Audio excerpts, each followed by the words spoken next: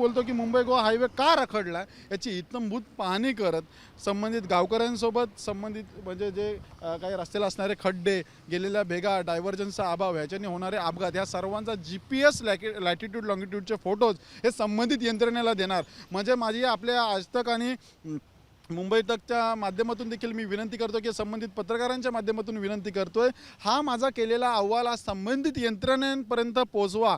मला बाकी काही पडले म्हणजे नको, पण हा अहवाल त्यांच्याकडे जाऊ दे. कारण की ह्याचं उद्दिष्ट एकच आहे की ह्याच्यावरती जर काम केलं तर भविष्यात हा महामार्ग जरा चांगल्या दर्जाचा होईल आणि अपघात शून्य होतील, याच्यासाठीचा आपला हा मानस आहे. कारण की कोकणकरांचे जीव खरोखर एवढे स्वस्त नाही आहेत आणि त्यांना होणाऱ्या वेदना कधीतरी समजून घ्या. कारण की आपण देखील त्याच रस्त्याने प्रवास करताय आणि भविष्यात हे अपघात होऊ नये याच्यासाठी हा रस्ता सुरक्षेचा अभियानच बोलू शकता आपण. हे संबंधितांना माझे सर्व चित्रीकरण की तुम्ही पोस्टरमध्ये देखील मी लिहिलेला आहे, हा सर्वांचा अहवाल आपण त्यांना देत आहोत.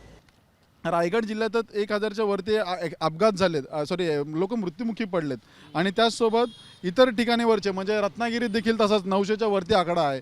मग या अशा पद्धतीचा आकडेवारी जी जेव्हा मला आली, आपण पाहू शकताय की याच्यामध्ये रायगड जिल्ह्यातील 2012पासूनची जी आकडेवारी आहे 124, 122, 93 ही कमवारी आकडेवारी, याच्यामध्ये एवढे लोक मृत्युमुखी पडलेत प्रतिवर्षी. हे रायगड जिल्ह्यातलं आहे फक्त. मग रायगड जिल्ह्यामध्ये जर हजारो लोक मृत्युमुखी पडलेत, रत्नागिरीमधली माहिती मागवली, रत्नागिरीमध्ये देखील तेवढे लोक मृत्युमुखी पडलेत. मग सिंधुदुर्गचा पण डेटा मला यायचा बघाय, मग ऑलमोस्ट तेवढाच जाणार. म्हणजे एवढे लोक ऑन रेकॉर्ड हे लोक मृत्युमुखी पडलेत. 3000च्या वरती जातात हे आकडे.